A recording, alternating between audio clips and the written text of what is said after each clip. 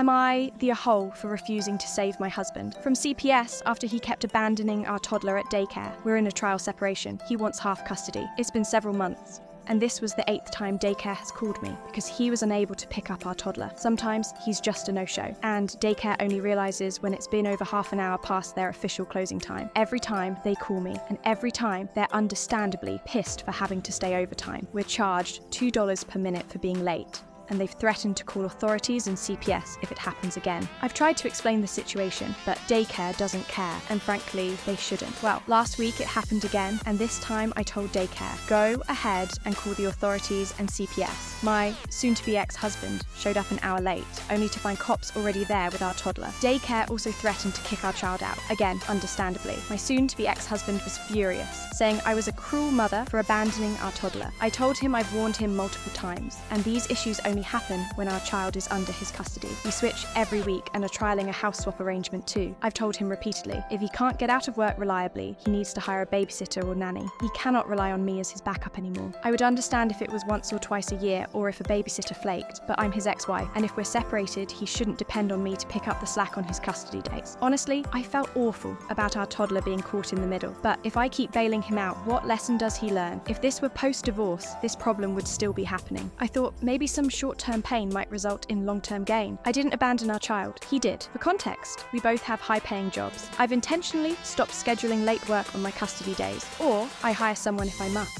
Since the trial separation began, I've cut down to part-time. I work half days on days I have our toddler, and long days when I'm child-free. My husband has made 0 changes to his schedule. So, am I the a-hole for finally letting daycare call CPS?